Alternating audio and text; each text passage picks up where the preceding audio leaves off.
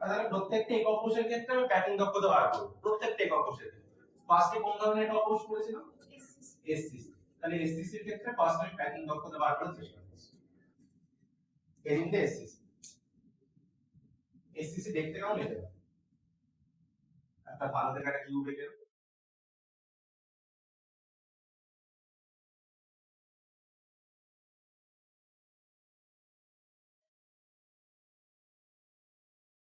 SCC এর ক্ষেত্রে কণাগুলো বা অ্যাটম গুলো শুধুমাত্র আমার শীর্ষ বিন্দুতে থাকে।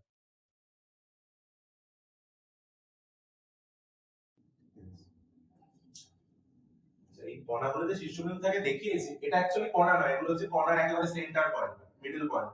অ্যাকচুয়ালি কণাগুলো সাইজ অনেক বড়, কণার কিন্তু একটা পয়েন্ট হতে পারে, ওটা হচ্ছে সেন্টারটা, ওটা সেন্টারটা অ্যাকচুয়ালি। যদি তুই ভালো করে ড্র করার চেষ্টা করিস, আমি পুরো পৃষ্ঠাটা ড্র করছি বা পুরো একক কোষটা ড্র করছি না, জাস্ট একটা পেজ ড্র করছি, তাহলে আঁকতে একটু সুবিধা হবে। শুধুমাত্র একটা পেজ ড্র করছি, পেজটা দেখতে কেমন? এই অ্যাটম গুলো কোথায় প্রেজেন্ট আছে? অ্যাটম গুলো সেন্টার প্রেজেন্ট আছে আমার এক একটা শীর্ষবিন্দুতে।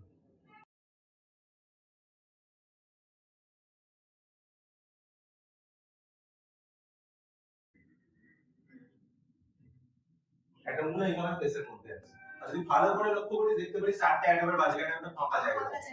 কোনোদিন যদি আরো ভালোভাবে বুঝতে চাস, জাস্ট চারটে বল নিবি, চারটে ক্রিকেট বল নিবি, পাশাপাশি রেখে দিবি, দেখবি মাঝখানে একটা ফাঁকা জায়গা আছে। ক্রিকেট বল গুলি হচ্ছে আমার একটা কর্নার দেয়, আর এই মাঝখানে ফাঁকা জায়গা আছে, ঠিক আছে? তাহলে এরকম সামনের পেসে এরকম চারটে অ্যাটম আছে, পিছনের পেসে এরকম চারটে অ্যাটম আছে। এবারে আমি এসসিসি এর ক্ষেত্রে বার করব যে এর ক্ষেত্রে প্যাকিং দক্ষতা কত। আমি ধরে নিচ্ছি এই যে একক কোষটা তার এক একটা বাহু হচ্ছে a, আর আমি কি ধরে নিচ্ছি কণার ব্যাসার্ধ হচ্ছে স্মল r, কণার ব্যাসার্ধ হচ্ছে স্মল r, তার মানে এইখান থেকে এইটুকু ডিসটেন্স স্মল r, এখান থেকে এইটুকু ডিসটেন্স স্মল r, কারণ এখানে আমার সেন্টার, এখানে তো আমার সেন্টার ব্যাসার্ধ, তাহলে এটা আমার একটা ব্যাসার্ধ, এটা আমার ব্যাসার্ধ। তাহলে এখান থেকে আমি কি পেলাম বল? a = 2r। হ্যাঁ, এটা কিন্তু ইম্পর্টেন্ট। সিম্পল কিউবিক ক্রিস্টালের ক্ষেত্রে a আর r এর মধ্যে সম্পর্ক a = 2r। ঠিক আছে, তাহলে এবারে আমি জাস্ট ফর্মুলাটা আমি প্যাকিং এফিশিয়েন্সি ডেফিনিশনে বসিয়ে দিই, অ্যানসার চলে আসে। Packing efficiency = z into 4/3 pi r cube divided by a cube into 100%। z এর ভ্যালু কত সিম্পল কিউবিক ক্রিস্টালের ক্ষেত্রে? 1। 4/3 pi r cube divided by এর জায়গায় a = 2r, তাহলে এখানে বসিয়ে দিই 2r into 100। এবারে একটু সিম্পলিফাই করব, দেখ কত অ্যানসার আসছে। কত আসছে? 5/6। ওইটা লিখতে হবে মানে 52.3% লিখতে হবে। হ্যাঁ, 52.3 টা আমি জিজ্ঞেস করে নেব সেটা কত আসছে। তাহলে এই প্যাকিং এফিশিয়েন্সি কত হলো? 52.3%। তার মানে এর টোটাল ভলিউমটার মধ্যে একক কোষের পুরো আয়তনটার মধ্যে শুধুমাত্র 52% কণা দ্বারা গঠিত, বাকি স্থানটা কি ফাঁকা। তাহলে ফাঁকা অংশটা কত বার করেন? ফাঁকা স্থান ইকুয়াল টু 100 - 52.3%।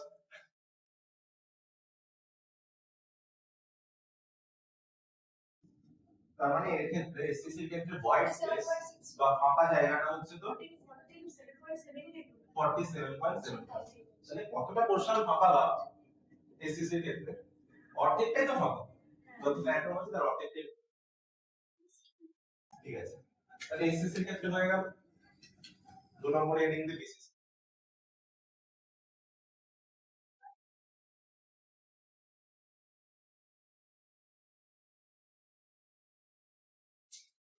বিসিসি এর ক্ষেত্রে কি থাকে? বিসিসি এর ক্ষেত্রে একটা কণা টোটাল ঘনত্বের একদম মিডল, একটা জিনিস বলে দিই, তার মানে বিসিসি এর ক্ষেত্রে একটা আমার একদম টোটাল ঘনত্বের মিডল। বাস সিম্পল কিউবিক ক্রিস্টালের ক্ষেত্রে কি ছিল? চারজন চারটে কর্নার আছে, মাঝখানে এইটুকু ফাঁকা আছে।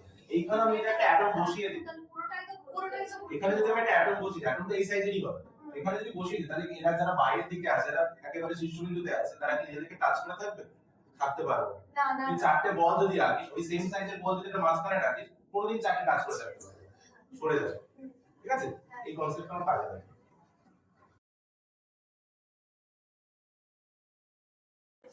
বিসিসি ক্ষেত্রে তাহলে কি হচ্ছে, একটা কণা তোর পুরো বডি সেন্টারের মধ্যে প্রেজেন্ট আছে, ঠিক আছে, আর বাকিগুলো কোথায় আছে, প্রত্যেকটা শীর্ষবিন্দুতে। তাহলে অ্যাকচুয়ালি এই যার শীর্ষবিন্দু আছে সেই সমস্ত কিন্তু অ্যাটম নিজেদের মধ্যে টাচ করে নেয়, বা সেই সমস্ত কণা কিন্তু টাচ করে নেয় নিজেদের সাথে। একটু আগে বললাম কেন টাচ করে থাকবে, মিডলে যদি একটা পয়েন্ট বসাই আমার কোনোদিনও অ্যাটমগুলো টাচ করে থাকবে, ঠিক আছে। তাহলে কোন অ্যাটমগুলো নিজেদের মধ্যে টাচ করে আছে, মিডলের সাথে কি ওই সবকটা, হ্যাঁ যেটা এই কর্ণ বরাবর সমান নিজেদের টাচ করে থাকে। তাহলে যদি আমি ড্র করি দেখতে কেমন লাগে, ফার্স্ট একটা কর্ণ ড্র করে, যেকোনো একটা কর্ণ ড্র করলে ড্র করতে পারি, ঠিক আছে। একটু দেখে ড্র করিস, এটা থ্রিডি পিকচার তো, তার মানে এই কর্ণ বরাবর তিনজনকে ড্র করে আছে, জিনিসটা বুঝতে পেরেছিস, এই কর্ণ বরাবর তিনজন টাচ করে আছে, এটাই হচ্ছে মেইন কনসেপ্ট। কর্ণ বরাবর তিনজন নিজেদের মধ্যে টাচ করে আছে, প্রত্যেকের ব্যাসার্ধ হচ্ছে r।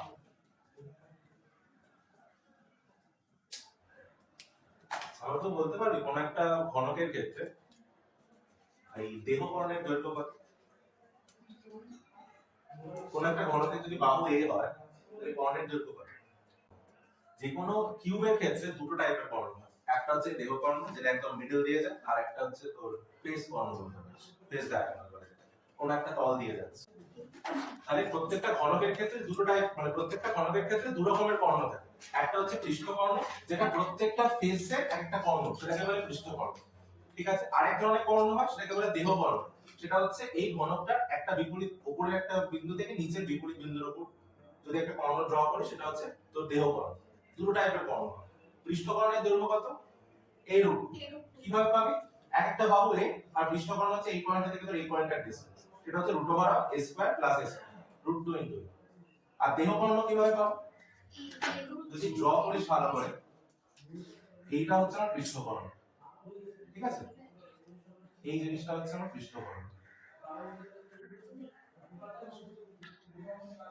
ঠিক আছে, এই পার্টটা হচ্ছে আমার পৃষ্ঠকর্ণ। এই পৃষ্ঠকর্ণের দৈর্ঘ্য হচ্ছে তো, এটা যদি a হয়, এটা যদি a হয়, এটা হচ্ছে √2 * a।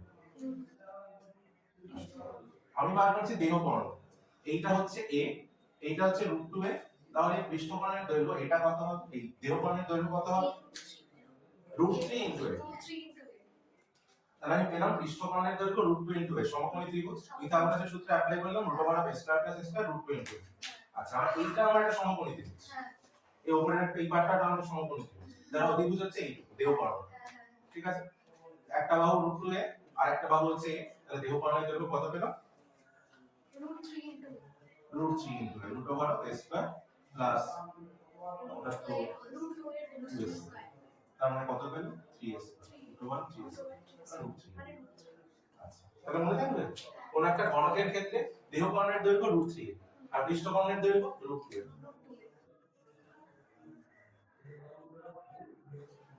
দেহকর্ণ বরাবর তিনটে কণা নিজেদের মধ্যে টাচ করে আছে, তাহলে এক্ষেত্রে আমি কি বলতে পারি, এক্ষেত্রে আমি বলতে পারি দেহকর্ণের দৈর্ঘ্য হচ্ছে তো √3a, আর এই দেহকর্ণ বরাবর তিনটে অ্যাটম নিজেদের মধ্যে টাচ করে আছে, তার মানে ডিসটেন্স কতটা, r + r + r + r, 4r।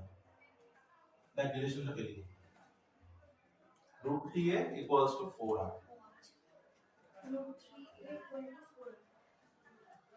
দেহকর্ণ বরাবর তিনটে অ্যাটম নিজেদের মধ্যে টাচ করে আছে, দেহকর্ণের দৈর্ঘ্য √3a আর তিনটে অ্যাটম যদি টাচ করে থাকে টোটাল ডিসটেন্সটা 4। এবারে তো p বার করা সোজা, এখান থেকে কি পাবো, a আর r এর মধ্যে relation, a = 4/√3r। Packing efficiency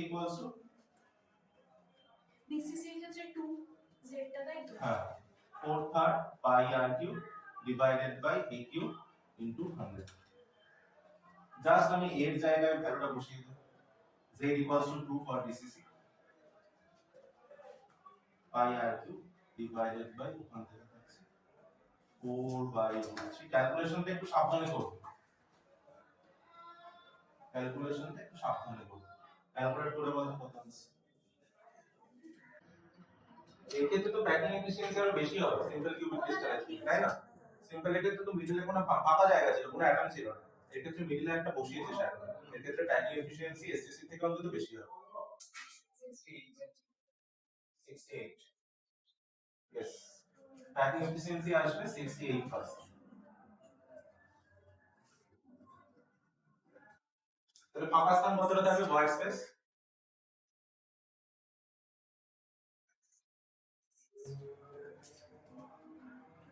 তাহলে হোয়াইট স্পেস থাকবে 100 মাইনাস 60। এই ক্ষেত্রে হোয়াইট স্পেস পেয়েছি 32%, আর তো প্যাকিং এফিসিয়েন্সি এসেছে 68%। ঠিক আছে, তার মানে সিম্পল কিউবিক ক্রিস্টালের থেকে বিসিসি এর ক্ষেত্রে প্যাকিং এফিসিয়েন্সি বাড়লো, তাহলে বিসিসি সিস্টেমটা হচ্ছে আমরা এসএসসি থেকে বেশি স্টেবল। তাহলে নেক্সট এফসিসি।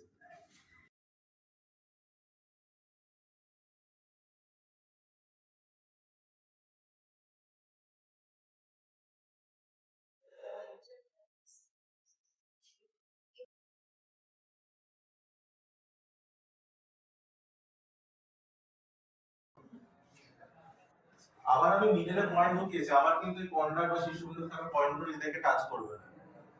এবারে এবারে টাচ করবে কিভাবে? পৃষ্ঠকর্ণ করা।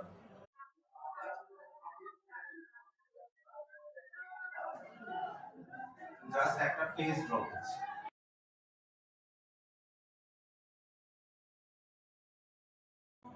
আচ্ছা, এই ডিসটেন্সটা কত?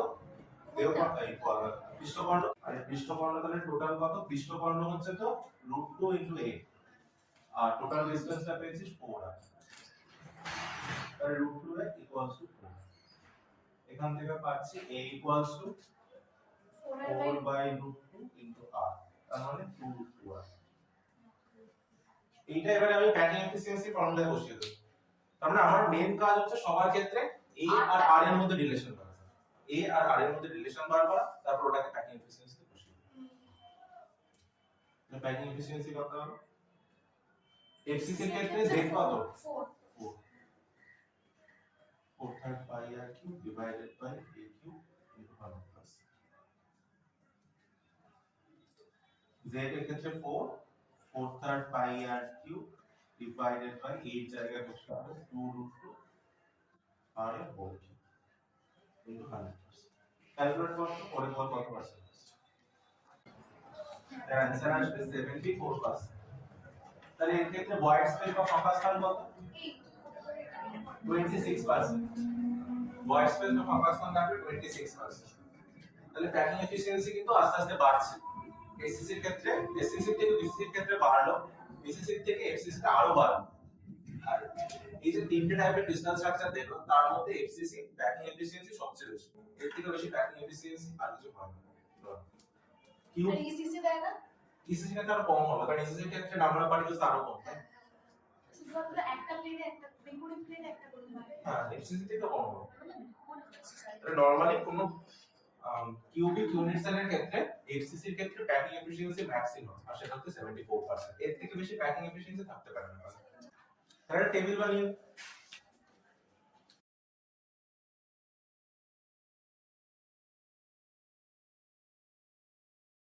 তাহলে পাঁচটা কলাম বানিয়ে unit cell, Z, relation between A and R, packing efficiency আর ভয়েড স্পেস। ঠিক আছে, ফার্স্টে কি করলাম? এসসিসি। এসসিসি এর ক্ষেত্রে জেড ভ্যালু কত? 1। এ আর আর এর মধ্যে relation a = 2r। Packing efficiency পেয়েছি 48%, নাকি সরি 58%, 52%। 52। আর ভয়েড স্পেস পেয়েছি 48%। সেকেন্ড করলাম হচ্ছে বিসিসি। বিসিসি এর ক্ষেত্রে z2, a আর r এর মধ্যে রিলেশন হচ্ছে √3 a = 4r। প্যাকিং এফিসিয়েন্সি হচ্ছে তো পেয়েছি 68%, আর ভয়েড স্পেস পেয়েছি 32। থার্ড করলাম এফসিসি। এফসিসি এর ক্ষেত্রে নাম্বার অফ পার্টিকেলস বা z এর ভ্যালু হচ্ছে 4, রিলেশন বিটুইন a আর r হচ্ছে √2a = 4r। প্যাকিং এফিসিয়েন্সি পেয়েছি 74%, আর 26। টেবিল তৈরি হয়ে গেল। এখান থেকে এফিসিয়েন্সি, এখান থেকে এমসিকিউ দিতে পারে যে এফসিসি এর ক্ষেত্রে z এর ভ্যালু কত বা প্যাকিং এফিসিয়েন্সি কত, বিসিসি এর ক্ষেত্রে কত, এখান থেকে এমসিকিউ আসতে পারে। নেক্সট হেডিং তে একক কোষের ঘনত্ব। একক কোষের ঘনত্ব বা ডেনসিটি।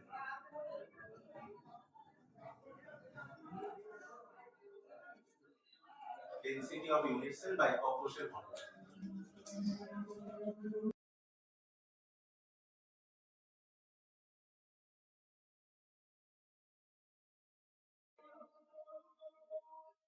এটাকে আমি ডিনোট করব রো দিয়ে।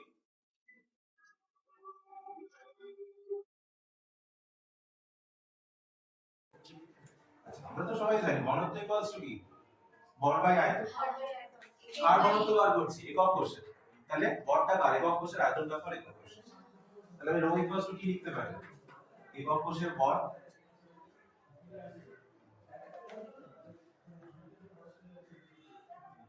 ডিভাইডেড বাই একক কোষের আয়তন।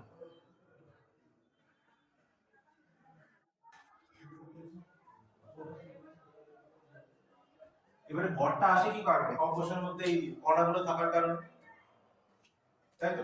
তাহলে একক কোষের ভরটা কার উপর ডিপেন্ড করছে, কণার ভরের উপর। একইভাবে বার করব, একক কোষের ভর কিভাবে বার করব, কতগুলো কণা আছে তার উপর ডিপেন্ড করছে। তাহলে একক কোষের ভর ইকুয়ালস টু একক কোষের কণার সংখ্যা ইনটু প্রতিটি কণার ভর। একক কোষের ভর ইকুয়ালস টু একক কোষের কণার সংখ্যা ইনটু প্রতিটি কণার ভর। আচ্ছা, একক কোষের কণার সংখ্যা z, ঠিক আছে? প্রত্যেকটা কণার ভর কিভাবে বার করব, কণার ভর আমার কাছে জানা নেই, ওটা আমি কিভাবে বার করব? তার জন্য একটা কনসেপ্ট লাগবে ক্লাস 11 এর ফার্স্ট চ্যাপ্টারে, সেটা হচ্ছে মোলার ওয়েট। মোলার ওয়েট কনসেপ্টটা কি, নরমালি কোনো অ্যাটম বা কোনো মলিকিউল যদি 1 মোল নিস তার ওয়েট কে বলা হয় মোলার। ঠিক আছে, 1 মোল কোনো কম্পাউন্ড নিলে তার ওয়েট কে বলা হয় মোলার। মানে 1 মোল কোনো কম্পাউন্ডে কতগুলো অ্যাটম থাকে, অ্যাভোগাড্রোস নাম্বার 6.023 × 10⁻20। তার মানে আমি কি জানি, 1 মোল যদি কোনো কম্পাউন্ড নিই তার ওয়েট কে বলা হয়, বা 1 মোল কোনো কম্পাউন্ডের ওয়েট কে বলা হয় মোলার ওয়েট। ঠিক আছে? আচ্ছা, আর 1 মোল মানে কতগুলো অ্যাটম, অ্যাভোগাড্রোস নাম্বার, যাকে ডিনোট করা হয় স্মল a দিয়ে। অ্যাভোগাড্রোস নাম্বার অফ অ্যাটম, এর ভ্যালু কত, 6.023 × 10⁻23। ঠিক আছে? তার মানে এতগুলো অ্যাটমের ভর কোনটা, তার মোলার ওয়েট। তাহলে একটা অ্যাটমের ভর কত, molar weight divided by a। ঠিক আছে? তাহলে অ্যাভোগাড্রোস নাম্বার অফ অ্যাটমের ওয়েট হচ্ছে তার মোলার ওয়েট। মোলার ওয়েটকে আমি সাপোজ ক্যাপিটাল N দিয়ে ডিনোট করছি, তাহলে আমি বলতে পারি অ্যাভোগাড্রোস নাম্বারের কণার টোটাল ভর হচ্ছে ক্যাপিটাল N। তাহলে একটা কণার ভর কত, m/n। তাহলে z into m/n divided by a। আর সিম্পলিফাই করতে পারি mz/na।